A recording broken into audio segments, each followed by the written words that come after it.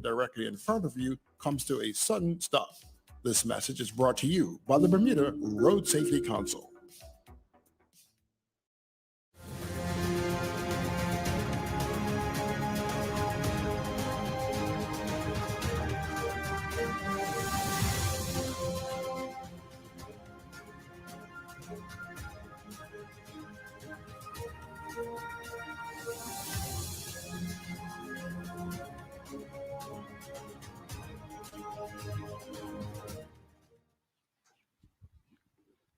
Good evening, Bermuda.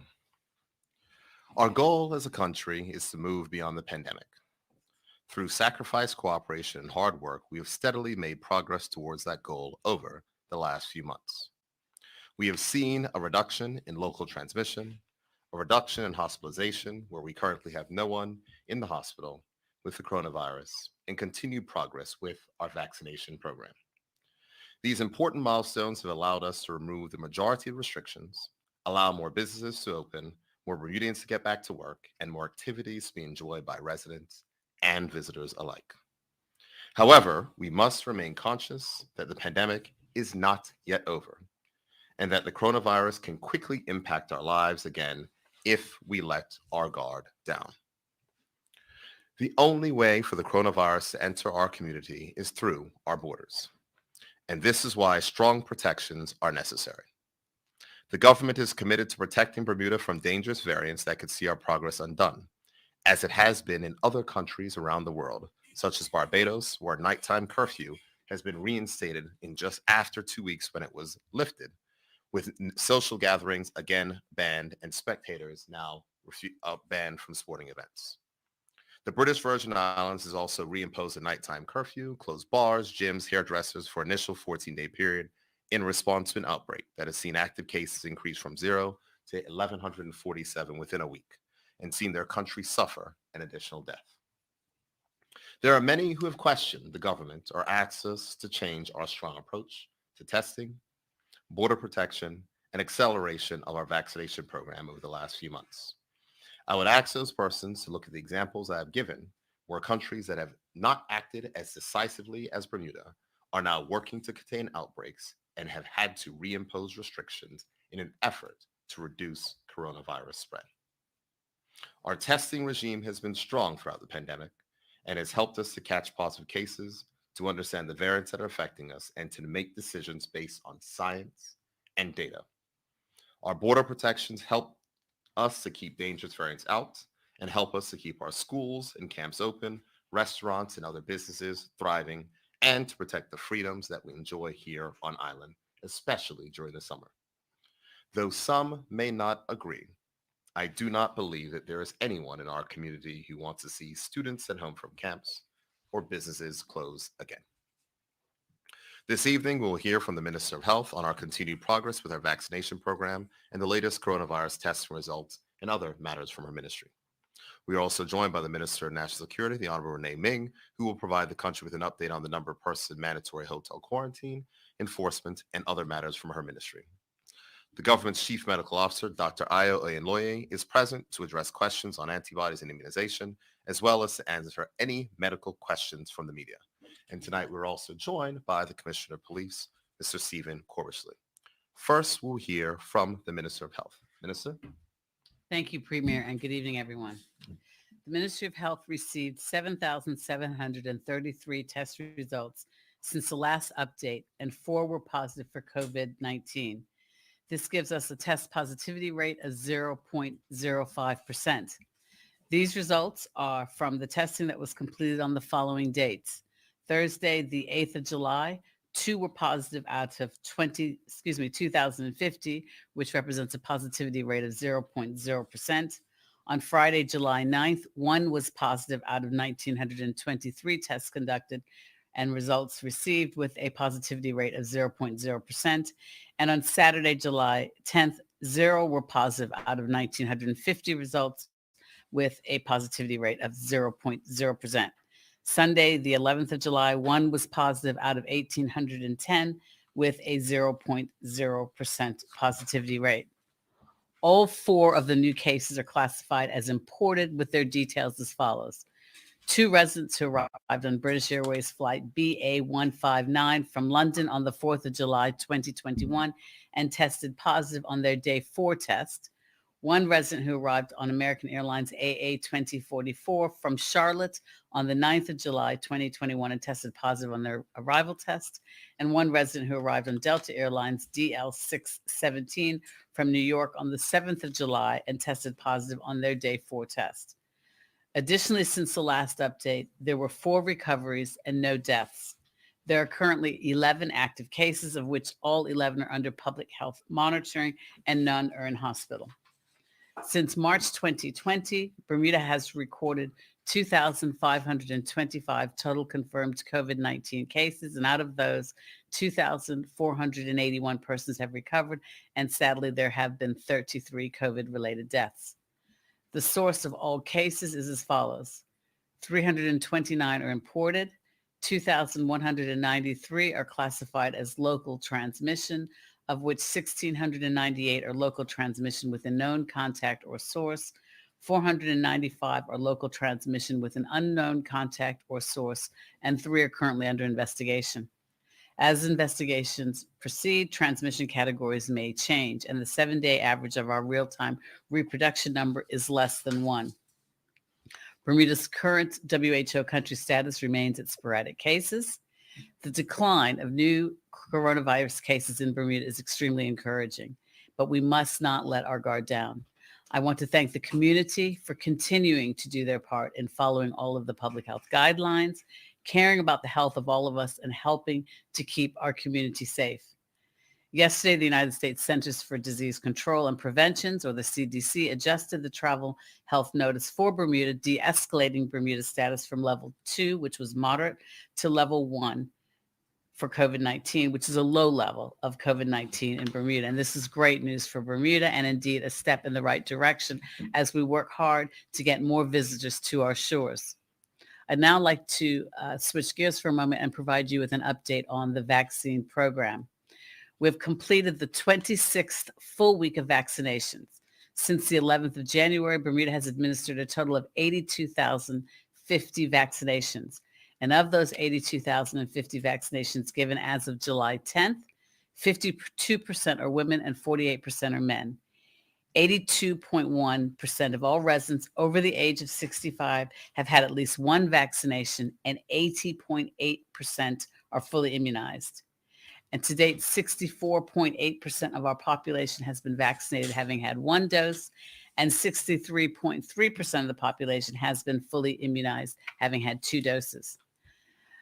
The Pfizer-BioNTech vaccine is available at KEMH Vaccination Center, and walk-ins are available between the hours of 4 and 7 p.m. Monday to Friday, and 8 a.m. and noon on Saturday. And the vaccination center is closed on Sundays. I recognize that there is a lot of reluctance around getting vaccinated coming from a lot of misinformation. However, the benefits of vaccination outweigh the risk at this time. I encourage anyone who is trying to make up their mind about getting vaccinated to seek information that is supported by science and rely on the guidance from reliable sources. Now is definitely the time to get vaccinated while we have enough supply doses here in Bermuda. The sooner you get vaccinated, the sooner you are protected, and the sooner our community is protected, and the sooner that we can get back to normal. The longer you wait to be vaccinated, the higher your risk of catching COVID-19, and the longer we will have restrictions. The government is extending vaccine-based resident safe keys for 1 month. So those vaccine-based safe keys that are due to expire on the 15th of July, those that have them can go to the following website, gov.bm/safekey, to have their safe key extended until the 15th of August. For those needing assistance with their travel authorization, there's now a toll-free number available for travelers calling the COVID-19 hotline from the United States and Canada, and that number is 1-833-570-2594. And that actually information can be found on the government website. Also, as additional staff are hired and trained, the call center will be extending its hours of operation beyond the current 8 a.m. until 8 p.m. In closing, there's been much discussion in the news media and on social media platforms about natural immunity. Let me be clear. Having a prior infection of COVID-19 is not the equivalent of a vaccination. A prior infection is not and has never been accepted as an approved version of vaccination. The CMO is present, as the Premier indicated, and he will be speaking in more detail regarding the differences between immunity from infection and immunity generated following immunization. However, I can say that the strength of the protection offered by the vaccine is designed to give the body the best chance of fighting off the virus with minimal side effects. The strength of protection offered by infection really depends on the amount of the virus that enters the body and how ill the patient becomes. Patients with milder infections generally have lower levels of antibodies in their system compared with patients who have severe infections and were hospitalized. The best protection against COVID-19 is provided through the vaccines. Bermuda's list of approved vaccines, which will allow a traveler to be exempt from the 14-day quarantine, are as follows: the Pfizer-BioNTech, AstraZeneca, the Serum Institute of India's Covishield, which is AstraZeneca, Johnson & Johnson, and Moderna. Please remember, each of us must do our part to help to stop the spread of the coronavirus. It is essential that we follow all public health guidelines. As I stated before, we wear a mask, we practice good hand hygiene, we maintain physical distancing, and we download the WeHealth Bermuda app. Do your research. Talk with a reliable source and make an informed decision about getting the COVID-19 vaccine. There's a wealth of information about the vaccines online at gov.bm. Thank you. Thank you, Minister of Health, and thank you for all the work that you and your team at the ministry continue to do as we work to move beyond the pandemic. To be close to 65% of our population fully immunized against the coronavirus is the feat that we should all take comfort in, as it means that a significant majority of our population are protected from severe illness and that we will continue to improve community protection. As the government submitted to the Supreme Court in the legal challenge last week, our statistics show that since June 20th, unvaccinated travelers are 19.6 times more likely to test positive on or after arrival in Bermuda. And since May 3rd, no vaccinated travelers who have tested positive have transmitted the virus to others. The only local transmission from imported cases has been from unvaccinated travelers. This data speaks to the effectiveness of the vaccine, as well as the reasonings for the protections that we have in place at our borders with mandatory hotel quarantine, which has been acted and is law. The government must be driven by science, not emotion, not political point scoring, not WhatsApp forwards, but science. It is what has made us successful to date, and we must continue to trust the science. Every citizen in this country has a legitimate expectation that the laws enacted by their democratically elected representatives will be followed, and when not followed, enforced.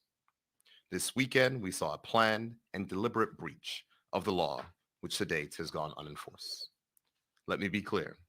The government's policy on the requirements for supervised hotel quarantine of unvaccinated travelers is unchanged, and the expectation is that the law will be enforced. The attempts of some in this community to make false comparisons of the selfish and reckless actions we all witness, with some recognized historical causes for social justice and hard-won freedoms, are quite frankly offensive. I have made the government's position on this matter clear to the governor, and I wish to leave no doubt to the mind of others who may take it upon themselves to test our resolve. The expectation of the government is there will be compliance with the law, and where the law is breached, there will be enforcement. I will now invite the Minister of National Security, the Honorable Renee Ming, to comment on quarantine hotel operation and any other matters from a ministry that she may wish to share. Minister Ming?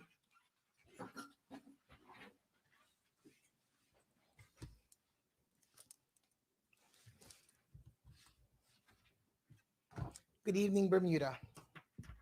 I will offer a brief update regarding our management of the quarantine facility since we introduced our most recent COVID-19 quarantine guidelines. As a reminder, all non-vaccinated travelers arriving in Bermuda are required to do a mandatory 14-day quarantine at a government-authorized hotel. The cost of the stay is at the traveler's expense. There are currently 7 approved quarantine locations. I wish to note that as of tomorrow, Fairmont, Southampton, will be online for bookings. Anyone looking for information on how to arrange a quarantine hotel should visit the government website. I want to stress that border protection is important as we aim to relax restrictions. The implementation of the quarantine facilities continues to effectively protect us from the dangerous new variants that exist. As of today, I can report that there are 93 people currently in quarantine facilities in 77 rooms. 61 rooms have been paid for by the government, and 28 people have paid for themselves. This past weekend, there were 10 checkouts. Since the start of the mandatory quarantine program, a total of 149 travelers have been quarantined. Lastly, I think it's important to reiterate the fact that the Ministry of National Security continues its management of the various quarantine facilities. We've taken steps to ensure that all guests are provided with the support and necessities they require during their 14-day stay. Once a guest arrives at the hotel or guest house, they are greeted by a government representative, checked in, and shown to their rooms. Food and amenities are available for guests. We appreciate that there are those in the facilities who need specialized items, and again, we have made accommodations. Persons who have family or friends in quarantine can drop essential care packages at the front desk of the hotel or guest property. Additionally, a daily schedule, including the daily staff roster and the activities, are made available to all guests during their 14-day stay. While guests must remain in their rooms, they are also able to engage in prearranged activities such as walks, high-intensity training, yoga, and meditation classes, and other wellness activities. Finally, Bermuda, we appreciate that these continue to be testing times. I wish to thank the public for their continued compliance of the health guidelines.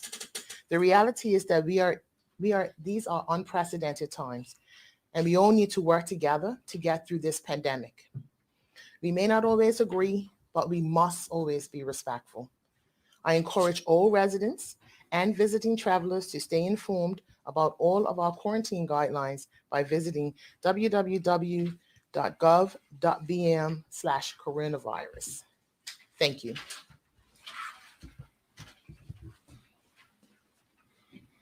Thank you, Minister, for you and for your team, for your management of this operation, and for your vital work throughout the pandemic. While we know that quarantine of any kind is not easy, I'm glad that the government can support a number of Bermudians who are required to do so by covering the cost of their stay. We're also grateful to the dozens of persons who are in quarantine and simply following the guidance, cooperating, and remaining there until it is time for them to leave after 14 days. Thank you to also all of the hotels involved, as well as their staff and security staff, for assisting the Ministry of National Security. Now I will ask the CMO to provide clarity on why antibodies are not accepted as a form of immunization in Bermuda for the purposes of protection at our border. Chief Medical Officer, please.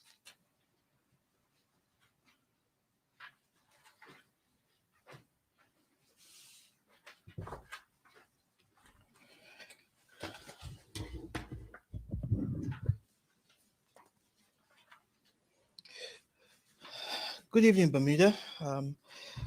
Tonight I will be talking about why the differences between immunity generated from COVID-19 vaccines and how they differ from that you get from an infection. To start with, I'd like to describe very briefly how the body fights infection, because that's important to set the stage for why we have taken the stance that we have. So, to understand the difference between immunity after infection and immunity after vaccination, we need to understand the way the body reacts to a foreign body. In this case, the SARS-CoV-2 virus. That's the virus that causes COVID-19. So when the virus enters the body, the cells known as the antigen-presenting cells APC for short, recognize it, they engulf it, break it down into its components.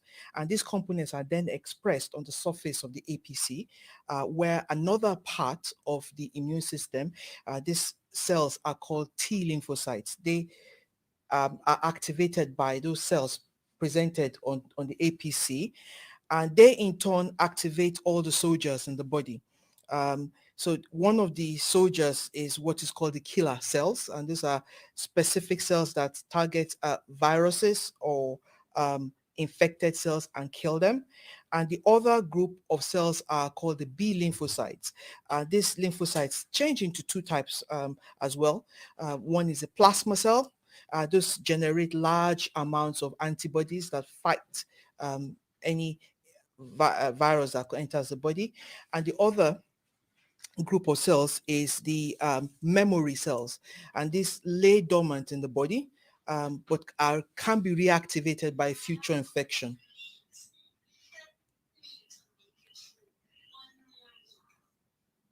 Okay, so the difference between immunity from an infection and immunity generated following vaccination is that instead of the whole virus being introduced to the body as you'll find in an infection, only one part of the virus is introduced. This means that with vaccination, there's a consistent reaction to one component of the virus. In this case, is the spike proteins from the mRNA vaccines that we use on island, and is given in. The advantage of vaccination is that the dose that is given to the individual is predictable, is measured and predictable. And there's immunity to a specific part of the virus, that's the spike protein, and you can easily measure it. With infection, the immunity to the virus can be to different parts of that virus, and the protection offered isn't consistent. The strength of the protection offered by vaccine is that it's the best possible chance of fighting off the virus with minimal side effects. The quality of the protection offered by infection depends on the amount of virus that enters the body to start with and how ill the patient becomes. So patients with milder infections generally tend to have lower level of antibodies in their system. Whereas patients who have had severe infections generally resulting in hospitalizations will have a lot higher levels of antibodies in their systems. Vaccines are designed to provide protection over a wide range of mutations of the virus, as its target points on the spike protein are designed on the vaccine are quite broad. This is not always the case with natural infection. And the practical implication of this is that the vaccines provide a wider protection against variants of this virus and keeps outbreaks from starting. The length of immunity after infection varies very widely. As stated earlier, it depends on the strength of the infection and the parts of the virus that immunity is developed against. There have been studies to show that immunity following infection starts to wane from between 3 and 8 months. The immunity developed as a result of vaccines are much more consistent.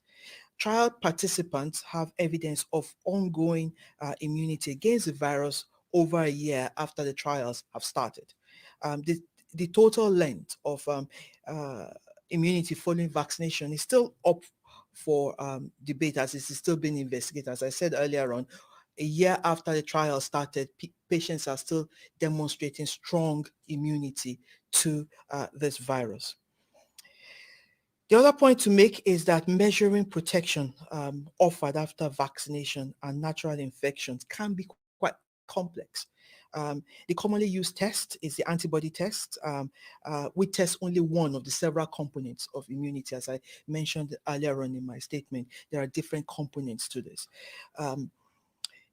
It requires very careful interpretation as the level of antibodies fluctuates significantly and must be considered within the epidemiology context that we are looking at. So it's not just simple yes or no.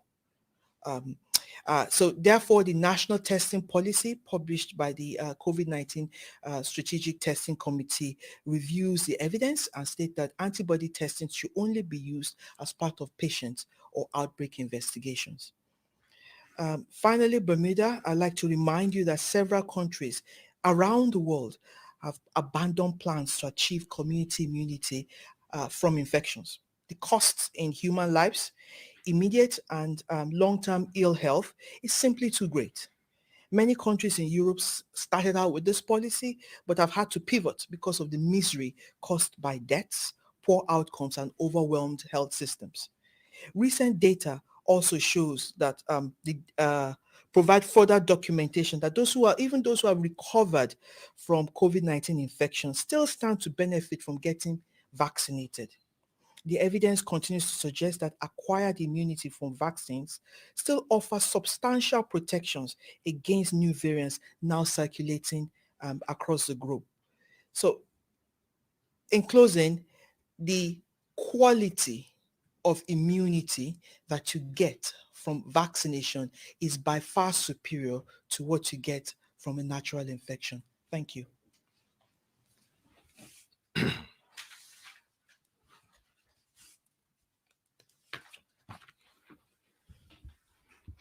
Thank you, CMO, for explaining the science that the government must follow and are following as we take actions to keep our country safe.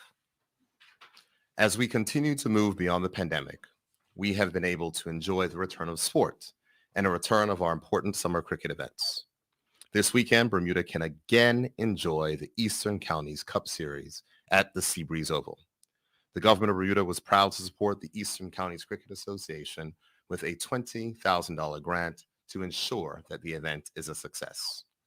The Eastern Counties has been permitted to allow 1,250 fans into the ground, and all in attendance must be in possession of SafeKey. Persons can obtain SafeKey through receipt of a negative coronavirus test, which will be valid for 72 hours from the time of testing. Anyone needing a test in order to obtain a SafeKey for this Saturday's Eastern Counties match can go to the Clock Tower Mall on Dockyard Wednesday and Friday between 10 and 3, or Penrose Wharf on Thursday between 10 and 3 p.m., or they can book an appointment at Bull's Head in town on Wednesday, Thursday, or Friday. And you can book an appointment at coronavirus.gov.bm. Persons with a vaccine-based SafeKey will be able to renew it this Thursday, the 15th of July, when it is currently set to expire for another month until the 15th of August. They can do this and learn more about SafeKey by going to gov.bm/SafeKey and clicking the link at the top of the page to renew. All persons attending must have a valid ID along with their SafeKey, as SafeKeys are checked with IDs to ensure that it is for the person for whom it is issued. As we enjoy our progress locally, we can also be proud of the resurgence of our tourism industry.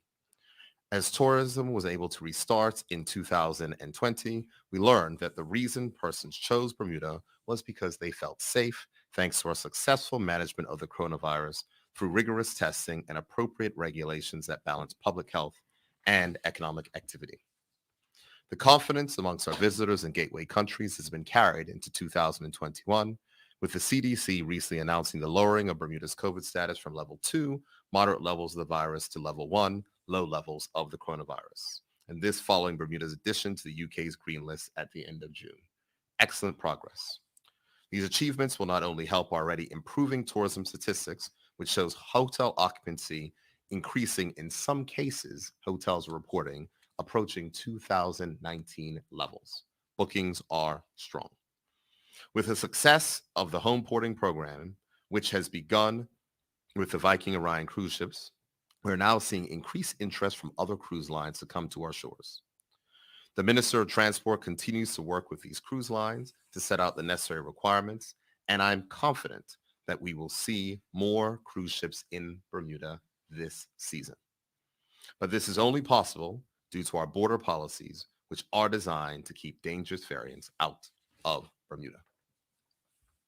The government will also continue to support Bermudians in need, as we recognize that the economic impact of the pandemic will not dissipate as quickly as we would like. Yesterday, the Minister of Labor, the Honorable Jason Hayward, announced the extension of the supplemental unemployment benefit until March 2022.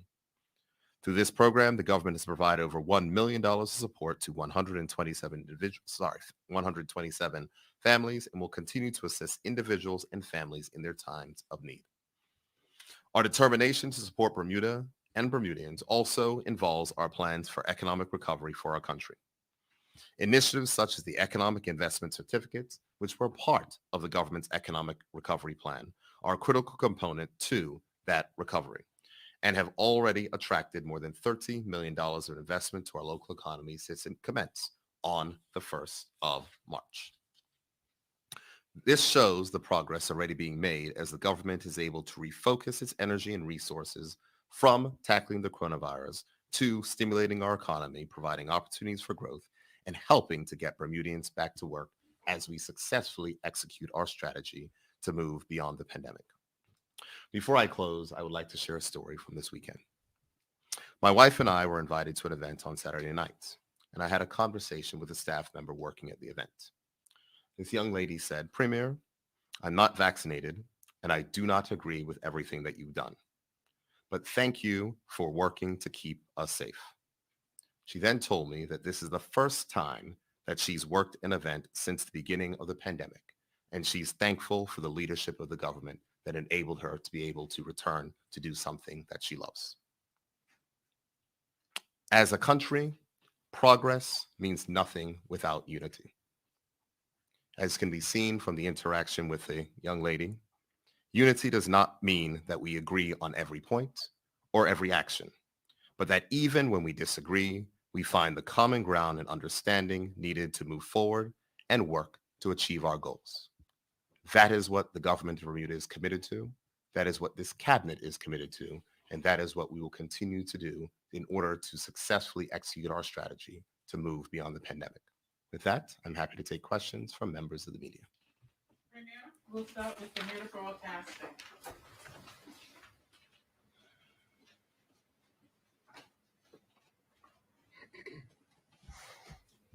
Good evening. In the case of the Watson Cannoneer family breaching the quarantine order and refusing to quarantine at a hotel, government has stated that it expects the matter to go before the courts. For this to happen, we understand that the Department of Health must first instruct the police to investigate and create a file, which they must subsequently forward to the DPP. Has the Department of Health given that instruction to the police? And if yes, when? Process is ongoing. You will no doubt hear more about this tomorrow. However, and history will answer your question tomorrow, but the information has been provided to the police. The statements have been provided, and the DPP office is seized accordingly. Thank you. For almost 2 weeks, Bermuda Broadcasting's Gary Foster Skelton has repeatedly sought an answer as to how many times the Department of Health has instructed police to investigate quarantine breaches, and with no answer given, and the fact that Sunday's police action appeared to be a first, the station will presume the answer is few to none until told otherwise. This begs the question, government has repeatedly said the third wave of COVID infections started with a quarantine breach. If quarantine breaches are so demonstrably dangerous, why did it take almost 5 months before the Department of Health instructed the police to take such action as was seen on Sunday? You have to appreciate that the officers within the Department of Health, the caseworkers or nurses, and first and foremost, obviously their job entails case management, contact tracing. There were several months in which they were having to do contact tracing for just under 2,000 individuals. It's a very labor-intensive process. They have almost completed the process with respect to putting together their statements and so forth, and we're working with the police so that files can be completed. There have been, like I said, a number of other high-pressing matters that they've had to deal with in the midst of the pandemic. However, now there's a little bit of a pause. There's no statute of limitation period that we're concerned about. They're putting together the files and working hand in hand with the police. Okay. Thank you. Why are some people who are going to the quarantine hotel allowed to greet their friends and family walking to the quarantine bus, I saw a video of a well-known local businessman and his wife hugging their daughter and granddaughter who was on their way to the COVID bus. I've seen other photos of people taking pictures in front of the COVID bus with their family who were not going to be on it. What is quarantining people in a hotel for 2 weeks if they're going to be hugging and greeting family members and friends on the way to getting on the COVID bus? Doesn't it defeat the purpose of the quarantine? I can't comment on that. I'm not familiar with that information and having the information that you just provided about people hugging and greeting persons en route to the bus. I can't comment. I'm not familiar with that. Thank you. Fully vaccinated people are still having to go through 5 tests on returning to Bermuda pre-arrival at the airport days 4, 8, and 14. By now, the government must have collected more than enough data to have a statistically accurate sample size on which to make a decision as to whether this testing is still necessary for those fully vaccinated. How many of those who are fully vaccinated are testing positive on days 4, 8, and 14? I don't have that in front of me, that information. That is quite specific, and I did get the email from you at around 2:30, and I was in cabinet. However, that is the subject matter of a parliamentary question on Friday, so I will be providing all those details during that parliamentary question, outlining the particulars. It's exactly the same question, in fact. Okay, thank you. You may not have the Royal Gazette. Good afternoon, Owen Johnson Barnes with the Royal Gazette. Now, before I start asking my questions, I do have a statement I've been asked to make. On behalf of the Royal Gazette, I wish to state that we strongly object to the 4-question limitation imposed by yourselves. When the press conferences are held every 2 weeks and COVID data is only released twice a week, the public is deprived of vital information. When each media organization is restricted to 4 questions, we also dispute the claim that when we ask these questions at press conferences, they are answered. Sometimes when we ask them outside of the press conferences, it can take days or weeks, and often by the time we receive the information, it is out of date and redundant. Thank you for listening. Now I'm going to start with my 4 questions. Started off with a story in today's Royal Gazette quotes Dr. Karika Weldon stating that Bermuda will need 87.5% immunization to achieve herd immunity if the Delta variant takes hold. Given that the Delta variant is now on the island, will the government be needing to review the herd immunity rate, which has previously been quoted at 70%? Should it be raised? And if not, why not? I think I responded to that question actually last evening, that we are constantly reviewing the data and our percentages and looking at best practice internationally. And when decisions are made, they will be communicated accordingly. Can you say how many cases of the Delta variant have now been recorded in Bermuda, and how many of those individuals were immunized?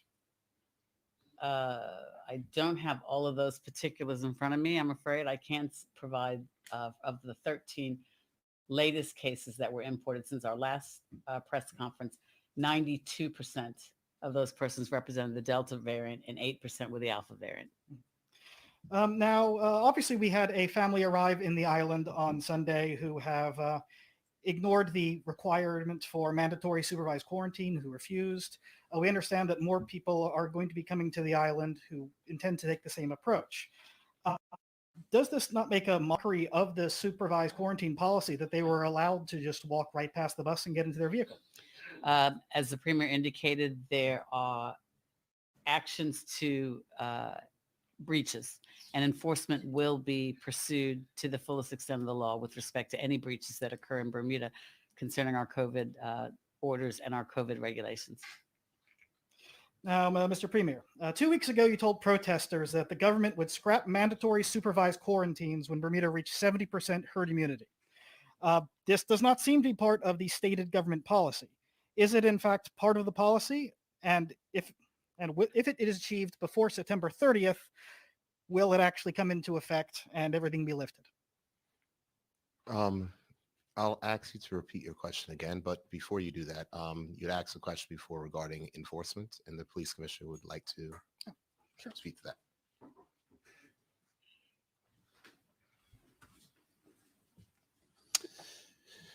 that. Aaron, you made comment to Sunday's incident. There's a couple of points I just want to raise. Firstly, the BPS for 18 months now have worked in support of the government's position to protect Bermuda from the coronavirus. And we continue to do so. And also to reiterate the point that the Premier's raised, our biggest risk is the border. Now, on Sunday, it will concern many that a family arrived in Bermuda and did not comply with the quarantine regulations and were allowed to leave the airport.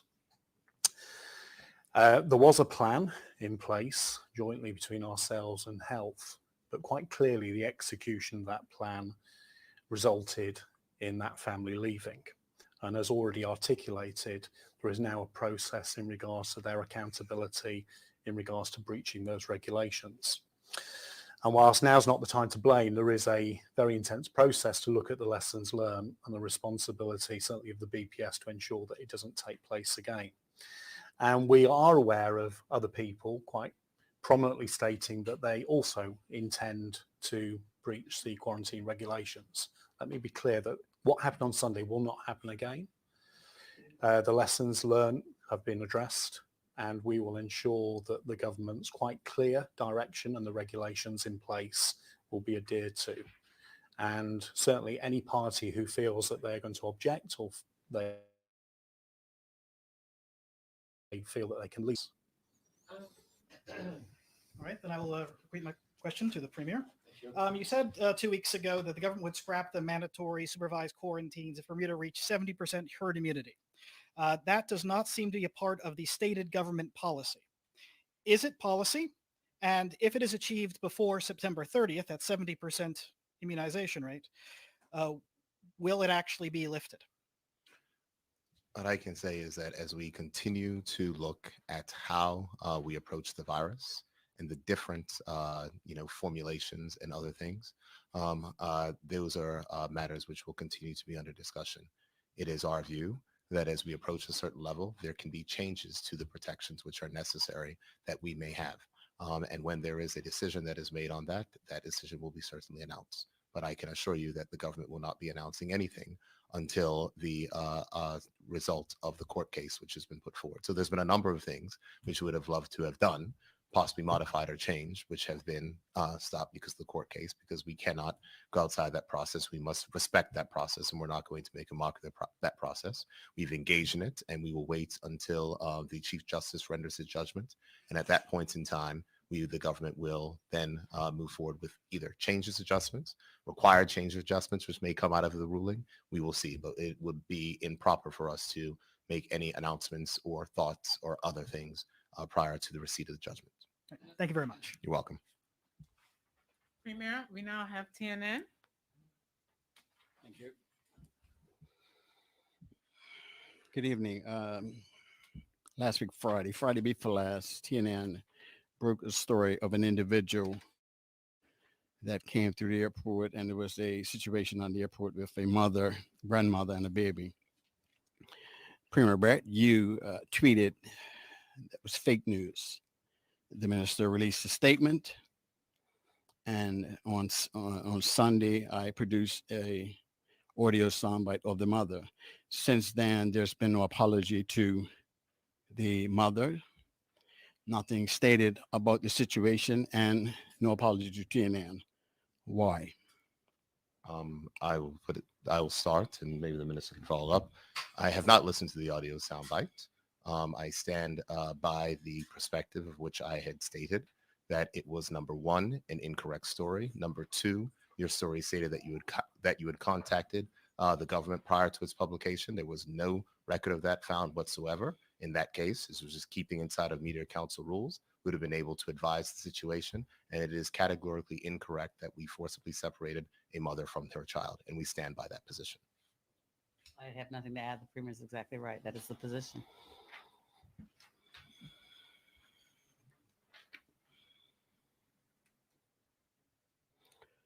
How many people has government hired to man the hotel facilities, and what is the cost of these salaries? What's the cost of these individuals that are manning these hotel quarantine facilities?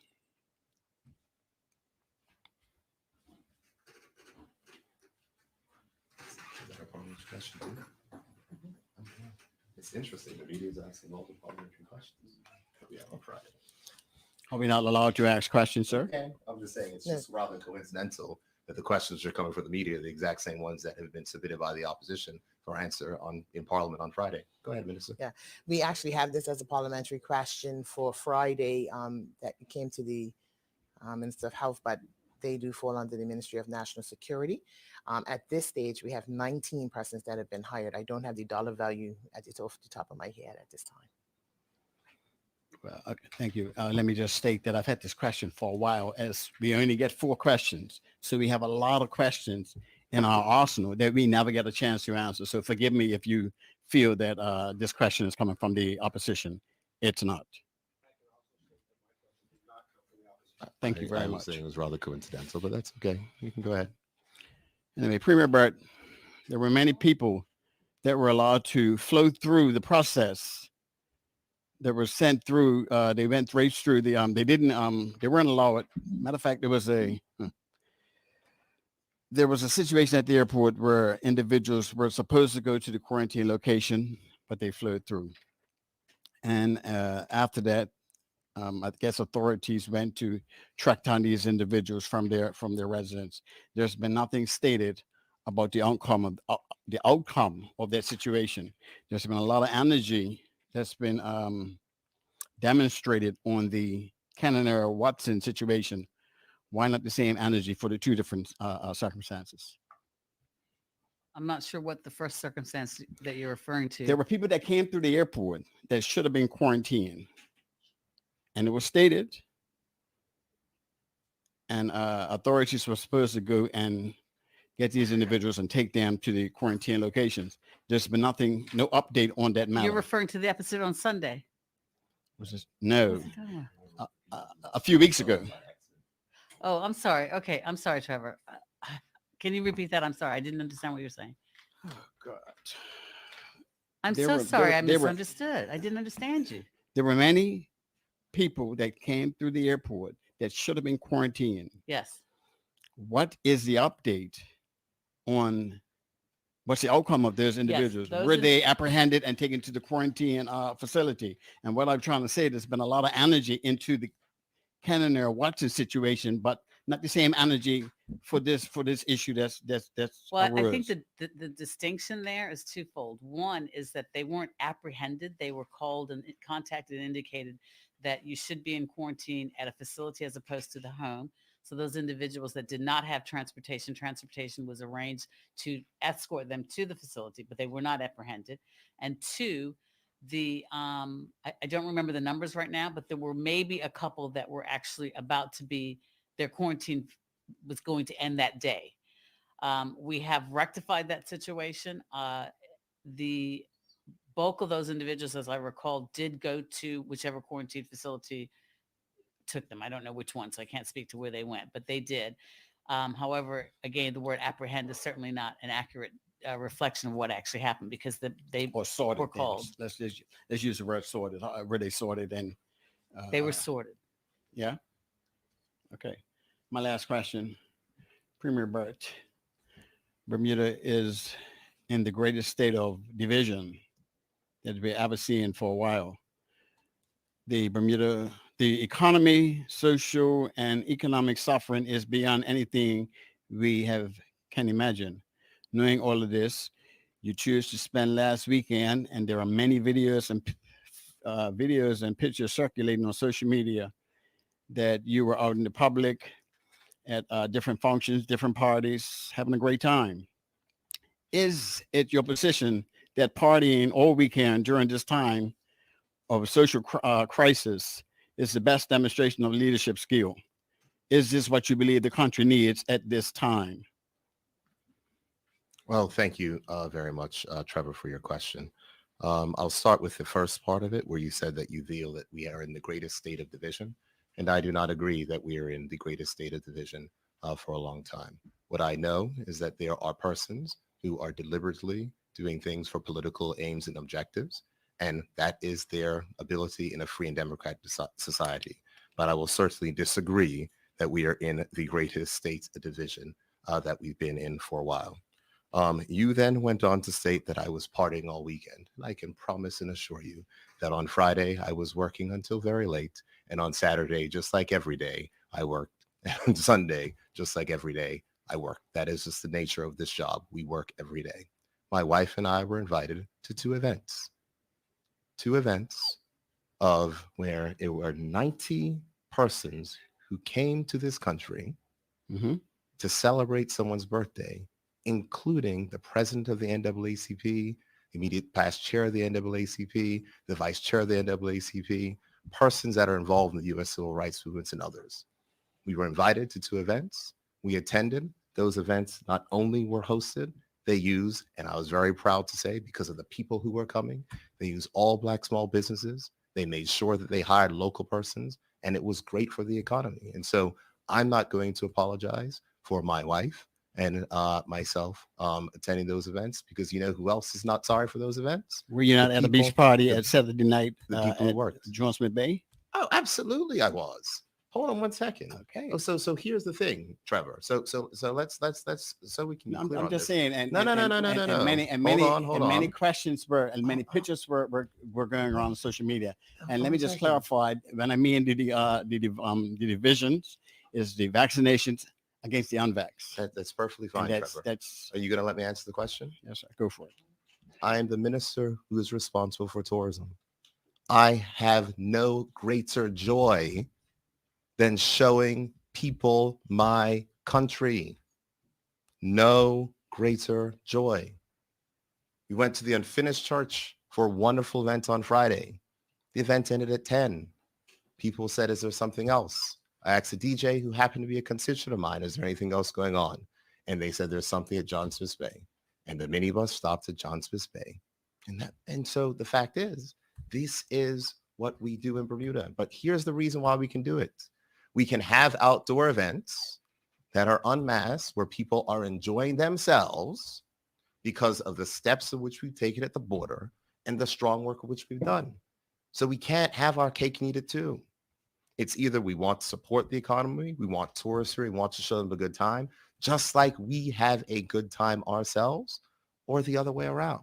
And so from the perspective of this, absolutely. Hold on a second. This isn't a debate. You asked a question.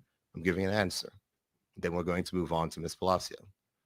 You've asked a question. I'm giving an answer. So on all of those things, I work hard every day, and I will continue to work hard every day. And I will make absolutely no apologies for taking evening off with my wife. Premier, we now have Media Maya. Good evening, everyone. Maya Palacio for Media Maya. My first question is to the Commissioner. Stephen Corbish, please. Commissioner? Yes.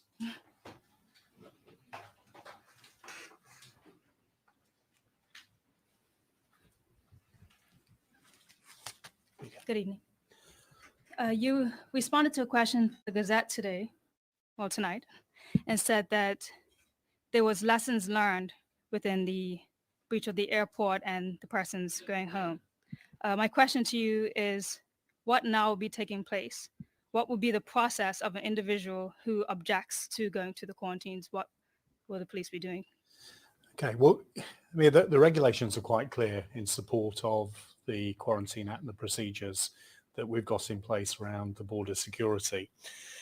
The issue around the lessons is about the responsibilities of the BPS working with health. And quite clearly, as I've explained, there was a plan on Sunday and that plan did not work. And that allowed a family to leave the airport. Subsequently recovered, and we're in process to address that. But quite clearly, there was an issue that took place that we needed to rectify, which we have. So going forward from now, that we have reviewed the processes, how we work with health, the role of the BPS. And if somebody does not agree or fails to comply with the quarantine process, then there is quite clear regulation, which results in detainment, arrest and prosecution. And we have put additional resources in to make sure that takes place from the BPS perspective. And we've been in dialogue with the Ministry of Health and key members throughout the day, which will continue. And we've got another meeting tomorrow, taking account that we have information which is widespread in the community that others intend to come to Bermuda and disobey what is essentially the law around quarantine. So whilst I regret Sunday, I'm satisfied that we are back in place to address this issue going forward. Thank you very much. My next question is for the CMO.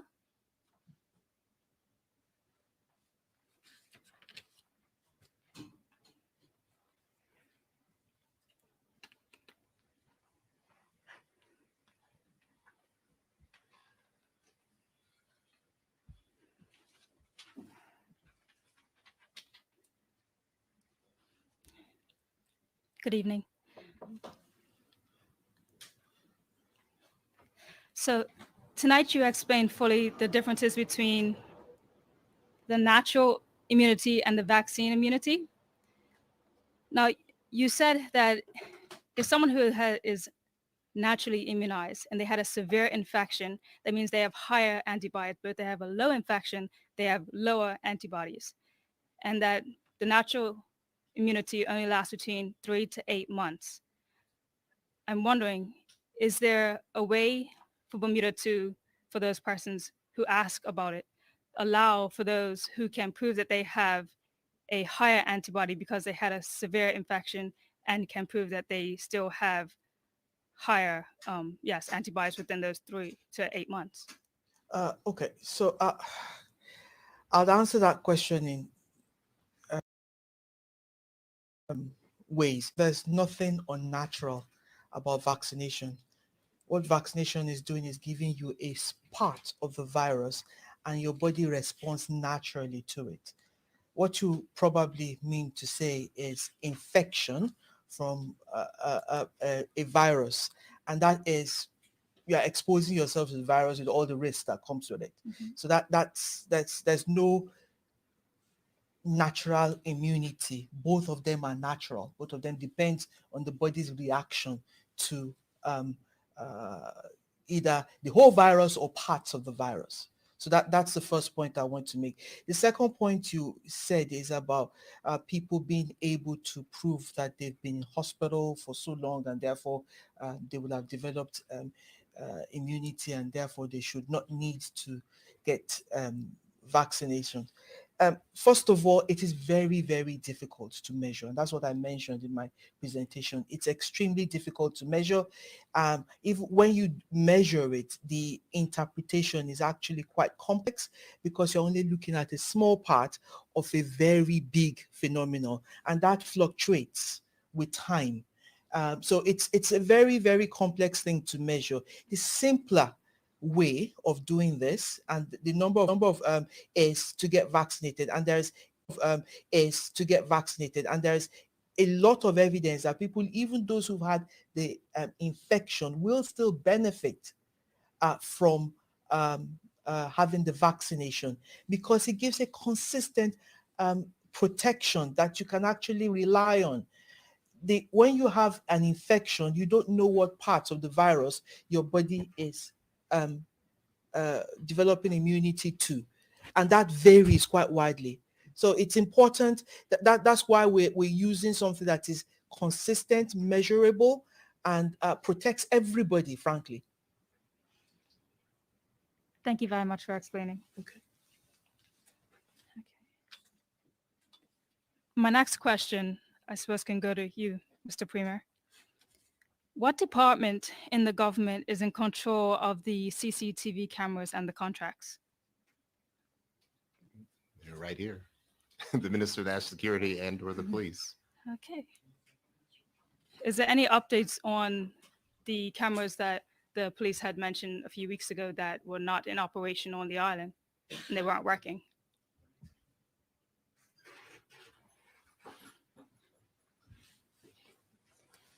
Thank you. Good evening, Maya. We continue to have challenges with our CCTV system. Part of the reason is because I believe the system is either 10 or 11 years old. And earlier this year, we did a major revamping of the network cabling. And part of that was so that we can ensure that more cameras are working and are operational. So that continues to happen. And what we were finding is that we're spending more time with a camera going down and then trying to make sure that the cameras are coming back up. So what we're doing right now is we continue to do the maintenance on the system, but we are also using this period to do some research on what a new potentially CCTV system will look like. Thank you very much. Okay. And my final question.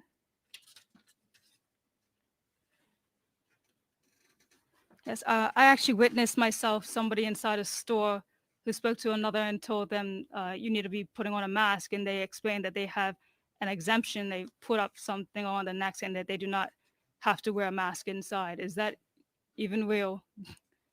I I don't want to speak to the generality of that particular question, but it is required to be wearing mask inside. So if somebody goes on saying that, oh, I'm exempt, I don't need to wear a mask, that's the lying, basically? I don't want to say they're lying. I'm just saying that the requirements and the guidance say that you should wear a mask indoors. I can say that there are certain circumstances where a person may have a particular medical condition that may prevent them from wearing a mask because having something close to their face may create some type of adverse sensation and reaction. Mhm. But I don't want to speak out of school, but generally speaking, the requirements of public health are whenever you're indoors, you are required to wear a mask. And just one final follow-up on that.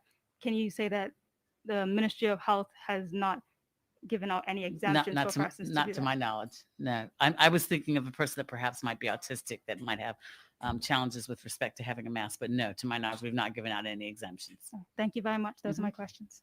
Thank you. I just want to say condolences on your loss. And I think it is amazing for people in this country how open you are with the situation and to help people to learn and to grow from your things. So I just want to say condolences to you. Premier, Ivan Stotts. Good evening, Minister of Health. There seems to be some confusion when it comes to the authorization of large sporting events where non-immunized people have to be tested, and we'll find out whether or not they are negative or positive, but the people that are immunized are not, but can go to the event. Can we clear this up a little bit? Because there could be someone immunized carrying the virus and can potentially pass it on, but they don't know because they're not being tested going to the event, just like someone who is unimmunized, but they get to find out before they get to the event. Are you referring, Mr. Basin, to the use of the safe key? Yes. Yes. Well, the use of the safe key, when that is required, the person can enter the event and obtain a safe key in one of two ways. One is if they are immunized. Two is if they've had a test that's negative for COVID within the last 72 hours prior to the event. So a safe key is administered and issued on those two circumstances. Okay. But a person that is immunized, can they still carry the coronavirus and pass it on? Yeah, we've talked about that here too. I have the CMO, but we have spoken about that. But the risk is very, very minuscule insofar as a person that has been immunized and then contracting the virus and then being able to transmit it. But then the person that's unimmunized that contracts it from someone who's immunized, do they become the risk? Not the person that's immunized, it's the person that's not immunized. Well, can they contract it from the person that's been?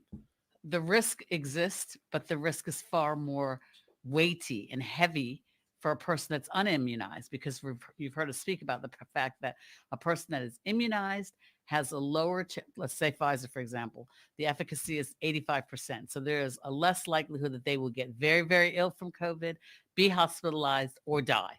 That's the whole point of immunization. However, a person that's not immunized and contracts the disease does not have that same level of protection that we've spoken about previously as somebody that's immunized. But the general consensus is that if I'm immunized and I go to an event, but I'm carrying the COVID-19 virus, and you go to the event and you're not immunized, I can pass it on to you because I haven't been tested to go to the event. But what we said, Mr. Basin, is that the ability to transmit the virus for a person that's immunized is minuscule. A person that's not immunized and they catch the virus will have a more likelihood of having, they don't have the same level of protection as a person that's immunized. So therefore, they could get very ill, they could get hospitalized, and they could die. That is understood. But I'll answer one more way. Maybe the CMO can answer this. If he knew what the question was. Earl, I think we all understand your question, but I think what the government has laid out is the position of where we are with the comfortable of where we are insofar as risk management at large events using safe key. So, I mean, you're not going to necessarily get a different answer. If the circumstances of the ground change and we feel that we need to have a different approach, then we'll have a different approach. Okay. No, that's it. And Premier, we'll hear now from Bermuda Real.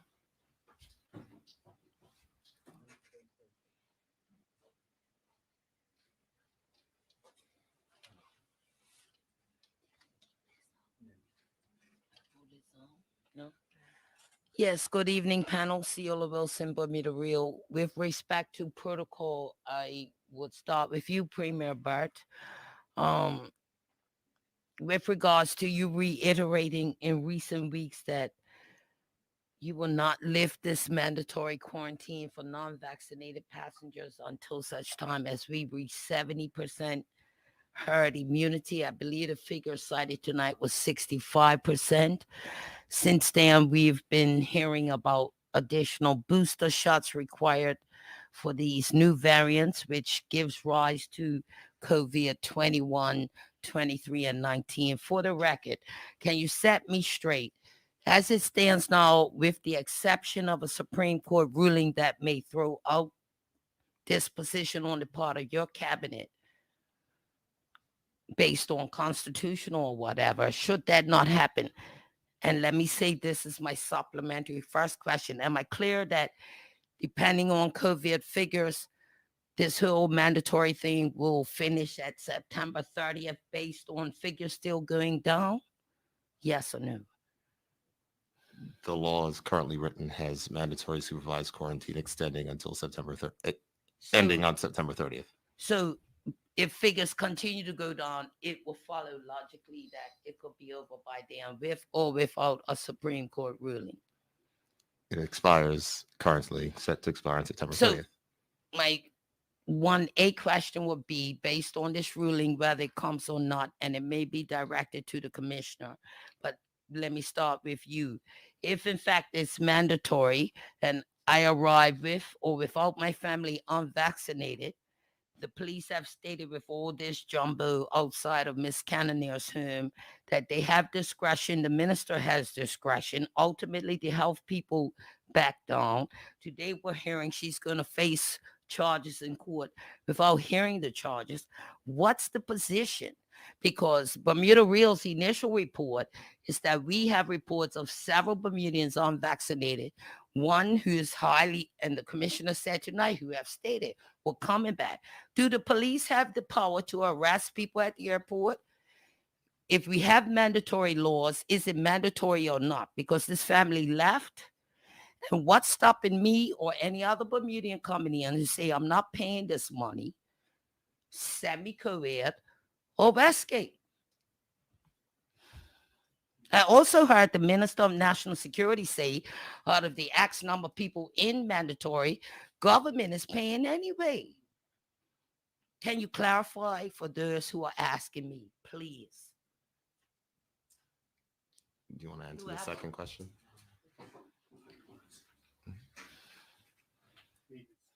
Good evening, I think Mr. the majority of your questions already been answered.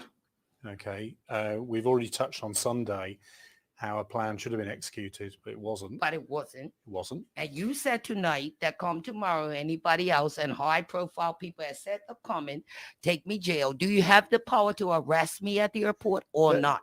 There are powers of arrest. But you within didn't the use them. Quarantine Act. So is it mandatory or not? Let me be clear in going forward. Please. If somebody comes into Bermuda and either states or fails to observe the legal requirements of the Quarantine Act, then they will be subject of detainment.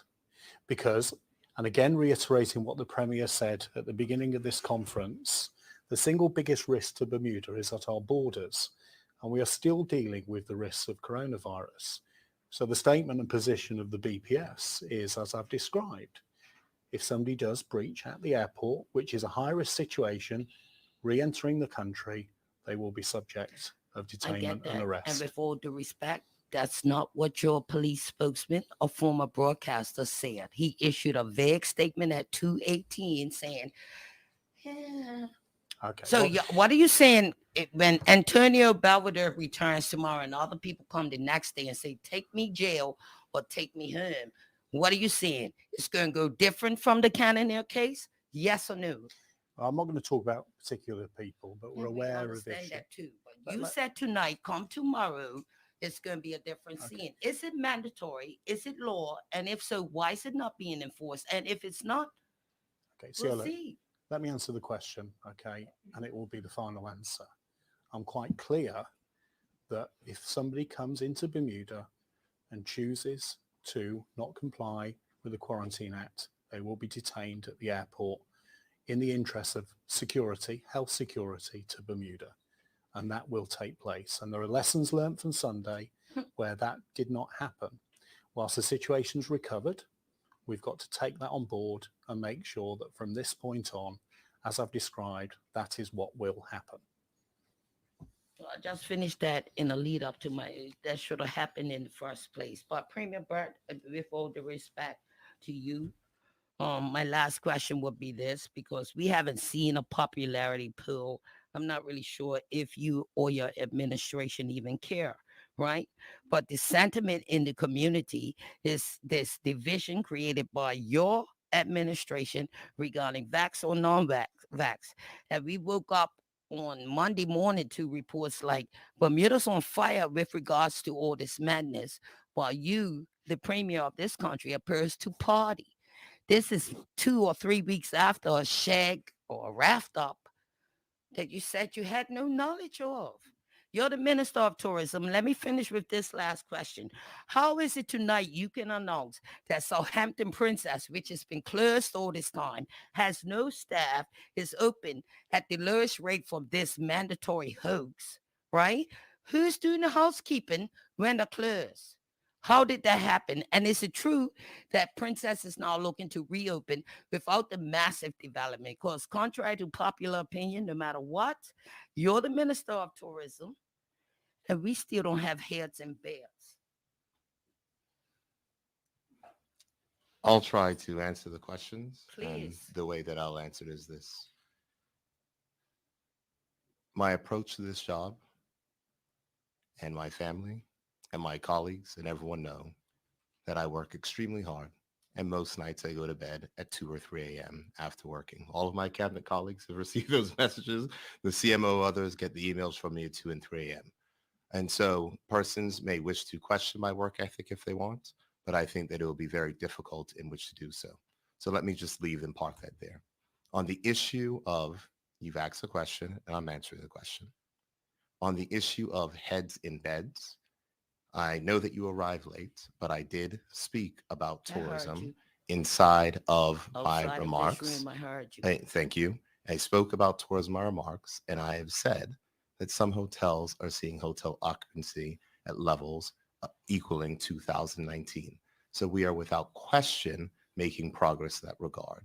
And we're making progress on that regard because people recognize, know, and understand that Bermuda is a safe place to visit and a safe place to travel. And people want to vacation in a place where they know that they can feel safe and enjoy.